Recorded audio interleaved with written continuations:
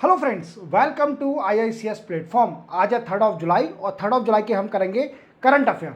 Lecture start करने से पहले चैनल को सब्सक्राइब और बेल आइकन प्रेस करना ना भूलें और वीडियो हमेशा पूरा देखें, फिर अपने दोस्तों को शेयर करें जो भी UPSC, MPPSC या स्टेट PSC की तैयारी कर रहे हैं या फिर अदर कंपटीशन एग्जाम की तैयारी कर रहे हैं। चलिए अपना लेक्चर स्टार्ट करते हैं। दोस्तों, उत्तर प्रदेश स्टेट से बड़ी दुखद खबर आ रही है हाथरस से, जहां पर 116 लोगों की मृत्यु हो गई है ड्यू टू स्टम माने भगदड़ के कारण। कारण क्या है इसका कि हाथरस में एक सत्संग चल रहा था। भोले बाबा जो कि प्रीचर हैं, उनका एक सत्संग चल रहा था। सत्संग कंप्लीट होने के बाद लोग बागों में भगदड़ मच गई क्योंकि उनके पैर छीने के लिए और उनकी सॉइल कलेक्ट करने के लिए, जो उनके पैरों के नीचे जो सॉइल थी उसको कलेक्ट करने के लिए लोगों की भगदड़ मच गई। अब इसी को देखते हुए जब मीडिया पर्सन ने उनके वर्कर से पूछा कि आपके सत्संग में कितनी स्ट्रेंथ थी, क्या स्ट्रेंथ है, तो उन्होंने बोला कि 80,000 स्ट्रेंथ हमारे कैपेबल थी हमारे सत्संग में, but due to some circumstances capacity बढ़ गई, स्ट्रेंथ बढ़ गई पॉपुलेशन की, और ये कारण हो सकता है स्टम का। और दूसरा कारण ये है कि इसके लिए सरकार ने क्या किया, तो सरकार ने एक टीम बनाई है जो कि इसकी इंक्वायरी करेगी और 24 घंटे के अंदर रिपोर्ट देगी। और सरकार ने कंपनसेशन देने का वादा किया है। जैसे 2 लाख रुपए जो लोगों की मृत्यु है उनकी फैमिली को 2 लाख रुपए दिया जाएगा और जो लोग बाग इंजर्ड हुए हैं उनको 50,000 रुपए दिए जाएगा। तो ये बड़ी दुखद खबर है हमारे भारत में। फर्स्ट डिवीजन नेपाल सरकार के ऊपर। नेपाल सरकार में क्या हुआ है, देखो, इनस्टेबिलिटी गवर्नमेंट हो गई है। जैसे कि जो नए स्टूडेंट होंगे वो समझ गए होंगे कि कॉलिजन गवर्नमेंट होता क्या है। 2024 के इलेक्शन में जब नरेंद्र मोदी साहब और कोई भी पार्टी, जब हमारे इंडिया में पार्लियामेंट में कोई भी पार्टी मेजोरिटी गेन नहीं कर पाई और सरकार बनी कॉलिजन गवर्नमेंट की, ऐसे ही नेपाल में कॉलिजन गवर्नमेंट की सरकार है। अब इनको कुछ पार्टी का सपोर्ट का, जो पार्टी सपोर्ट कर रही है इनको, इनका सपोर्ट जाने वाला है नेपाल सरकार से, तो इनकी सरकार गिर सकती है। तो देखिए अभी यहां पर PM कौन है, अभी नेपाल के PM है पुष्पा कमल दहल और इनकी पार्टी का नाम है communist party of Nepal Maoist centre. Clear. अब इनको सपोर्ट किस पार्टी का है, तो आप याद रखना इनको सपोर्ट 2 पार्टी का है, KP शर्मा ओली, और इनकी पार्टी का नाम क्या है, communist party of Nepal unified Marxist Leninist. Clear. और दूसरी पार्टी जो सपोर्ट है वो है शेर बहादुर दुबा, शेर बहादुर दुबा, और इनकी पार्टी है नेपाली कांग्रेस, नेपाली कांग्रेस। क्लियर। अब इन 2 पार्टी ने इनको सपोर्ट देके रखा है पुष्पा कमल दहल जी को। अब पुष्पा कमल दहल जी का अभी न्यूज ये आ रही है कि इन दोनों पार्टी ने सपोर्ट खींच लिया है, मींस अपना सपोर्ट विड्रॉल कर लिया है। किसको, पुष्पा कमल दहल जी को। अब ये PM नहीं रहेंगे, इनकी सरकार गिर जाएगी। बट इन्होंने इस्तीफा देने से मना कर दिया, गवर्नमेंट से इस्तीफा देने से मना कर दिया कि हम इस्तीफा नहीं देंगे जब तक नॉन कॉन्फिडेंस मोशन पास नहीं होगा पार्लियामेंट के अंदर। नॉन कॉन्फिडेंस मोशन पास नहीं होगा पार्लियामेंट के अंदर। नॉन कॉन्फिडेंस मोशन क्या होता है दोस्तों, जो इसमें देखा जाता है, वोटिंग डलती है कि किस पार्टी को सपोर्ट है कि नहीं है। अगर सपोर्ट नहीं होगा किसी भी पार्टी को तो वो सरकार गिर जाएगी। समझ में आ गया। अब मेजोरिटी के लिए क्या चाहिए, तो नेपाल पार्लियामेंट में कितनी सीटें समझने की जरूरत है। नेपाल पार्लियामेंट के अंदर, नेपाल की जो पार्लियामेंट है उसमें सीटें हैं दोस्तों 275 सीट है। और किसी भी पार्टी को नेपाल में सरकार बनाने के लिए कम से कम 138 सीट चाहिए। कितनी चाहिए दोस्तों, 138 सीट चाहिए, तभी वो नेपाल में सरकार बना सकती है। तो इन दोनों ने सपोर्ट विड्रॉल कर लिया है और पुष्पा कमल दहल जी की सरकार गिरने वाली है जल्दी। अगर नॉन कॉन्फिडेंस मोशन में भी अगर ये फेल हो जाते हैं तो इनकी सरकार गिर जाएगी। देन आफ्टर देखते हैं फिर किसकी सरकार बनती है, किसको ज़्यादा सपोर्ट मिलता है। इसी के साथ अभी न्यूज़ नेपाल की कंप्लीट होती है, आगे कोई और चीज़ आएगी तो मैं आपको जरूर बताऊंगा। इसी के साथ चलते हैं अपन नेक्स्ट न्यूज़ पर। नेक्स्ट न्यूज़ है दोस्तों बिहार गवर्नमेंट। अब देखो, मैंने आपको कुछ टाइम पहले लेक्चर में बताया था कि बिहार गवर्नमेंट ने रिजर्वेशन बढ़ा दिया है, रिजर्वेशन बढ़ा दिया है कितना, फ्रॉम 50% टू 65%। कितना बढ़ा दिया दोस्तों, 50% से 65% कर दिया है। व्हाट आई मीन्स 50% जो रिजर्वेशन था उसको 65% कर दिया, मीन्स 15% रिजर्वेशन बढ़ा दिया है। किसने, बिहार सरकार ने। पर अभी मैंने आपको पिछले लेक्चर में यही बताया था कि पटना हाईकोर्ट में इसकी पेटिशन लगी, पेटिशन लगने के साथ साथ पटना हाईकोर्ट ने इसको स्टक डाउन कर दिया, सरकार से मना कर दिया कि आप रिजर्वेशन नहीं बढ़ा सकते, क्योंकि it is against the right of equality और against the verdict of supreme court in Indira Sahni case 1992 that no state और the central government can enhance the reservation beyond 50%। समझ में आ रहा है मेरी बात को, 50% से ज़्यादा रिजर्वेशन कोई भी स्टेट और यूनियन गवर्नमेंट नहीं बढ़ा सकती। समझ में आया, इतना समझ में आया। पर बिहार गवर्नमेंट नहीं मानने को तैयार है, वो सुप्रीम कोर्ट जाने वाली है इस मैटर को लेके। अब मुझे एक बात समझ में नहीं आती कि ये सुप्रीम कोर्ट जाएंगे और सुप्रीम कोर्ट क्या करेगी। सुप्रीम कोर्ट का खुद का वर्डिक्ट है 1992 का, सुप्रीम कोर्ट का इंदिरा साहनी केस तो खुद का वर्डिक्ट है। अब सुप्रीम कोर्ट अपने वर्डिक्ट को चेंज तो कर नहीं सकती, हाँ कर सकती है, पावर है, रीचेकिंग की पावर है। पर ये ऐसा थोड़ी है कि जो एक तरह से स्ट्रॉन्ग केस जो माना जा रहा है उसको चेंज कर दिया जाए। अब देखते हैं फाइनली क्या होता है। ये बिहार गवर्नमेंट जाएगी सुप्रीम कोर्ट, सुप्रीम कोर्ट में सुनवाई होगी, देखते हैं अगर रिजर्वेशन बढ़ता है तो ठीक, नहीं बढ़ता तो अभी बताएंगे आपको, और बढ़ता है तो अभी डिटेल में बताएंगे। चलते हैं अपन नेक्स्ट न्यूज पर। नेक्स्ट न्यूज है हमारी मिनिस्ट्री ऑफ माइंस के ऊपर। देखो दोस्तों क्या है, मिनिस्ट्री ऑफ माइंस ने क्या करा है, देखो मिनिस्ट्री ऑफ माइंस ने एक्सटेंड कर दिया है, क्या है, PLI। अरे सर PLI क्या है, ये PLI सरकार की स्कीम है, प्रोडक्शन लिंक्ड इंसेंटिव। इसमें क्या है कि सरकार जो मैन्युफैक्चरिंग सेक्टर को प्रमोट करने के लिए स्कीम बनाई गई थी, ठीक है। अब इस स्कीम में क्या है कि जो मैन्युफैक्चरिंग सेक्टर है उनको इंसेंटिव दिया जाएगा to production the high quality, और कुछ भी प्रोडक्शन के लिए अगर प्रोडक्शन इंक्रीमेंट होता है इंडिया के अंदर, मैन्युफैक्चरिंग सेक्टर का शेयर इंक्रीमेंट होता है तो उन कंपनियों को इंसेंटिव दिया जाएगा। अब सरकार मिनिस्ट्री ऑफ माइंस क्या कर रही है, मिनिस्ट्री ऑफ माइंस ने PLI स्कीम को एक्सटेंड कर दिया है to recycle critical minerals. Sir critical minerals क्या होते हैं, देखो आप जानते हो कि हमारे वर्ल्ड में पेट्रोल दिन प्रतिदिन खत्म होते जा रहा है, डीजल एंड पेट्रोल जो ऑयल है वो फ्यूल खत्म होते जा रहा है, और इन फ्यूचर कुछ अल्टरनेटिव टेक्नोलॉजी लानी पड़ेगी। और अल्टरनेटिव टेक्नोलॉजी लाने के लिए सबसे पहले क्या आया कि इलेक्ट्रिक व्हीकल आई। क्या आई दोस्तों, इलेक्ट्रिक व्हीकल आई। अब इलेक्ट्रिक व्हीकल आई है तो उसमें कौन सी बैटरी यूज करी जा रही है, लिथियम आयन बैटरी यूज करी जा रही है। क्या यूज करी जा रही है दोस्तों, लिथियम आयन बैटरी यूज करी जा रही है। अब इस बैटरी को एक फ्यूचर में क्या होगा, इस बैटरी की लाइफ स्पेन भी कुछ टाइम के लिए होती है। लाइफ स्पेन के बाद ये बैटरी खराब हो जाती है, खराब होने के साथ क्या होता है, इस बैटरी को वेस्ट फेंक दिया जाएगा। आप जानते हो इंडिया के लोग बाग तो रिसाइकलिंग का कुछ कंसेप्ट जानते ही नहीं है, जो लोग बाग है, सरकार ही जानती है इस बात को। तो सरकार क्या करेगी कि इसका रिसाइकलिंग मैनेजमेंट के रखने के लिए जो क्रिटिकल मिनरल जितने भी हैं, जैसे हम ले लें एग्जांपल है ना, ग्रेफाइट हो गया, क्रोमियम हो गया, सिलिकॉन हो गया, लिथियम हो गया, ये सारे क्रिटिकल मिनरल हैं, ठीक है।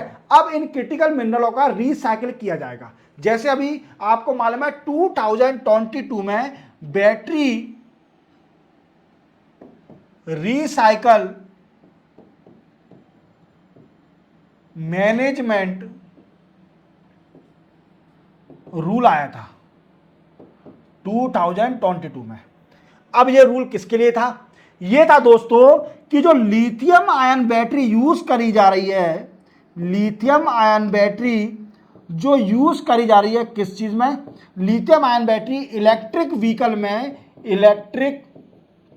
व्हीकल में जो लिथियम बैटरी यूज करी जा रही है उसका रिसाइकल करना कब, 2026 के बाद से, 26 ऑनवर्ड से, क्योंकि आपको मालूम है अभी लिथियम आयन बैटरी लेटेस्ट है तो इतनी जल्दी तो खराब नहीं होगी, 4-5 साल तो चलेगी। तो 2026 के बाद से ये प्रॉब्लम स्टार्ट हो जाएगी, लिथियम आयन बैटरी की लाइफ स्पेन खत्म होना स्टार्ट हो जाएगी। अभी नई टेक्नोलॉजी है तो नया, तो 2026 के बाद से कई सारी लिथियम आयन बैटरी जो खराब हो चुकी है उनका रिसाइकिल किया जाएगा, मीन्स रिसाइकिल किया जाएगा, उनको फिर से बनाया जाएगा, अच्छी मतलब उनको रिसाइकिल किया जाएगा। तो इसी को मिनिस्ट्री ऑफ माइंस ने एक production linked incentive scheme extend करी है, किसको? रिसाइकलिंग मैनेजमेंट को, क्रिटिकल मिनरल को रिसाइकिल करना। तो क्रिटिकल मिनरल में कौन कौन से अपन ले लेते हैं कुछ? ग्रेफाइट, लिथियम, सिलिकॉन, अपना क्रोमियम और ईटीसी, ये सारे क्या है? क्रिटिकल मिनरल है। अब आप जानते हो सिलिकॉन किस में यूज करा जाता है? सिलिकॉन दोस्तों सोलर पैनल में यूज करा जाता है, याद है आपको? सिलिकॉन किस में? सोलर पैनल में। अब सोलर पैनल भी नई टेक्नोलॉजी है, उसका भी वेस्टेज आएगा कई सारा, इलेक्ट्रॉनिक वेस्टेज का कई सारा आएगा। तो इलेक्ट्रॉनिक वेस्टेज को रिसाइकल करने के लिए मिनिस्ट्री ऑफ माइंस ने प्रोडक्शन लिंक्ड इंसेंटिव एक्सटेंड किया है to recycling the management of the critical mineral. अब इससे क्या होगा दोस्तों? तो जो जितनी भी रिसाइकलिंग कंपनियां हैं वो प्रोडक्शन लिंक्ड इंसेंटिव स्कीम का नाम सुनते ही वो एक्शन में आ जाएंगी, और उनको पता है कि हाँ यार हम रिसाइकल करेंगे तो सरकार भी हमें कुछ बेनिफिट देगी, इंसेंटिव देगी, तो वो जल्दी जल्दी काम करेगा रिसाइकल का। तो ये कई सारे इसके बेनिफिट होंगे। तो आप याद रखना, एक चीज़ इसमें याद रखना है कि दो चीज़ याद रखना सिर्फ ओनली, क्या है? मिनिस्ट्री ऑफ माइंस ने एक्सटेंड कर दिया production linked incentive to the recycling of critical mineral. दूसरी बात याद रखना, बैटरी रिसाइकलिंग मैनेजमेंट रूल 2022, ये रूल है कि लिथियम आयन बैटरी को रिसाइकल करना बाय 2026 ऑनवर्ड, 2026 ऑनवर्ड से लिथियम आयन बैटरी का रिसाइकल होना स्टार्ट हो जाएगा, ये याद रहेगा। और कुछ क्रिटिकल मिनरल आप तो जानते हो, मैंने बताई दिए कुछ, जैसे सिलिकॉन हो गया जो कि सोलर पैनल में यूज करा जाता है, क्रोमियम हो गया, ठीक है, ग्रेफाइट हो गया, कॉपर हो गया, क्रोमियम हो गया, लिथियम आयन बैटरी हो गई, ये सारे क्रिटिकल मिनरल है। तो आपको इनको अच्छी तरह से याद रखना है। इसी के साथ चलते हैं अपन नेक्स्ट न्यूज पर। नेक्स्ट न्यूज हमारी इंफॉर्मेशन टेक्नोलॉजी के ऊपर। देखो दोस्तों, आप सोशल मीडिया का बड़ा ही यूज करते होंगे। सोशल मीडिया आजकल ऐसा हो गया है कि लोग बाग दिन भर रील देखते रहते हैं, रील देखते हैं, उससे एंजॉय होते रहते हैं।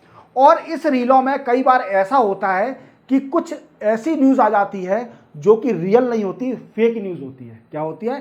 फेक न्यूज़ होती है और रियल नहीं होती। ऐसी कई सारी रीलें आती हैं, कई सारी न्यूज़ आती है सोशल मीडिया पर, जिससे लोग बाग मिसलीड हो जाते हैं। मिसलीड होकर कुछ भी हो सकता है जो कि अगेंस्ट होता है, पब्लिक लॉ एंड ऑर्डर के अगेंस्ट होगा, या फिर पब्लिक सेफ्टी के अगेंस्ट होगा, या फिर एक कुछ भी भंग करने, वॉलेट ऑफ पीसफुल, कुछ भी पीसफुल प्लेस, या इसको भंग करने के लिए, वॉलेट करने के लिए हो सकता है। तो इसके लिए सरकार ने एक कानून बनाया था जिसका नाम है information technology intermediate guideline and digital media ethical code rule 2021। ये रूल निकाले थे, जिसमें एक रूल था दोस्तों, rule of section 3 clause 1 B और 5। ये क्लॉज में क्या था दोस्तों? इसमें सरकार को पावर दी गई थी to set up the fact check unit बनाने के लिए सरकार को पावर दी गई थी। अब यूनिट करेगी क्या? तो इस यूनिट का काम होगा कि जितने भी सोशल मीडिया पर फेक न्यूज़ स्प्रेड हो रही हैं उनको रोकना, फेक न्यूज़ों को स्प्रेड होने से रोकना। अब ये क्यों इंपॉर्टेंट है? देखो, एक कोई केस चल रहा है अभी, वो इंपॉर्टेंट नहीं करता, ये चलता है कि आपको इस रूल के बारे में पता होना चाहिए कि कौन सा रूल है, रूल सेक्शन कौन सा है। तो 3 section clause 1 clause B clause 5, और ये याद रखना, इसमें सरकार को पावर दी गई है कि वो फैक्ट चेक यूनिट सेटअप कर सकता है, और उसका काम क्या होगा कि जो भी फेक न्यूज़ सोशल मीडिया पर स्प्रेड हो रही हैं उसको कंट्रोल करना।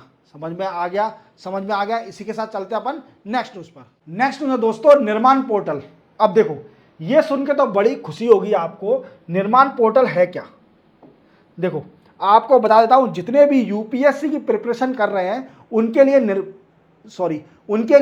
निर्माण पोर्टल का सुनना बहुत जरूरी है। क्यों? क्योंकि आपको यूपीएससी एस्पिरेंट जितने भी हैं वो अगर 1 लाख प्रीलिम्स को निकाल देते हैं, यूपीएससी के प्रीलिम्स को क्वालिफाई कर देते हैं, तो सरकार उनको 1 लाख रुपए देगी मेंस प्रिपरेशन के लिए।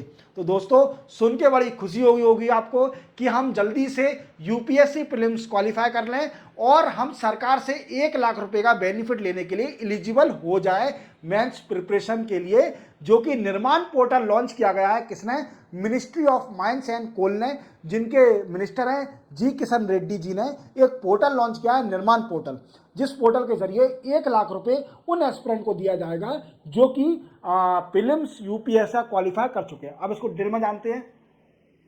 देखो निर्माण पोर्टल क्या है, देखो इसको ministry of coal and mines ने लॉन्च किया है निर्माण पोर्टल। सब ठीक है, आप बता रहे हो निर्माण, पर ये निर्माण नाम कैसा है, इसका फुल फॉर्म तो बताइए। तो दोस्तों इसका फुल फॉर्म है, देखो ऐसा नहीं है निर्माण कुछ और हो, निर्माण सिविल सर्विस से रिलेटेड है। Noble initiative for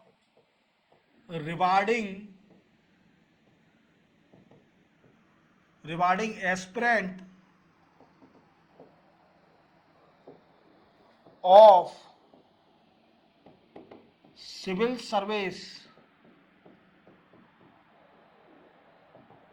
examination. समझ में आया? ये इसका फुल फॉर्म है, noble initiative for rewarding aspirant of national civil service. समझ में आया? Civil service examination, national civil service examination, ये निर्माण का फुल फॉर्म है। तो एन फॉर नेशनल भी लगा लेना, यहाँ पर कोई बड़ी चीज नहीं है, नेशनल लगा लेना, ठीक है। अब क्या है, निर्माण पोर्टल में जो 1 लाख रुपए दिया जाएगा एस्पिरेंट को जो कि प्रीलिम्स क्वालिफाई कर देगा, तो सर ऐसा तो नहीं है सबको दिया जाएगा, कुछ ना कुछ बेनिफिट, मतलब कुछ ना कुछ कंडीशन रखी होगी। ऐसे तो हर साल अप्रोक्सीमेटली 15,000 एस्पिरेंट क्वालिफाई करते हैं प्रीलिम्स, तो 15,000 बच्चों को 1 लाख रुपए दिया जाएगा, तो ऐसे तो सरकार हर साल कुछ ना कुछ बड़ा लॉस होगा। तो नहीं दोस्तों, इसमें कुछ कंडीशन रखी है। अगर किसी भी बच्चे की, अगर उसकी फैमिली इनकम बिलो 8 लाख है, बिलो 8 लाख है, तो उनको 1 लाख रुपए दिया जाएगा। और वो बिलोंग होना चाहिए शेड्यूल कास्ट से, शेड्यूल ट्राइब से, या फिर सिंगल मदर हो उसकी, या फिर थर्ड जेंडर की फैमिली से बिलोंग करता हो, तो उसको 1 लाख रुपए सरकार देगी। किसके लिए? अगर वो प्रीलिम्स क्वालिफाई कर लेता है, किसका? यूपीएससी का। तो निर्माण पोर्टल याद रखना अच्छे से। इसी के साथ 3 जुलाई के करंट अफेयर कंप्लीट होते हैं। मिलेंगे हम कल 4 जुलाई के करंट अफेयर के साथ। चैनल को सब्सक्राइब और बेल आइकन प्रेस करना ना भूलें, और वीडियो को हमेशा पूरा देखें, और अपने दोस्त जो भी तैयारी कर रहे हैं गवर्नमेंट एग्जाम की, उनको जरूर शेयर करें। इसी के साथ मैं आपसे अलविदा बोलूंगा, तब तक के लिए जय हिंद।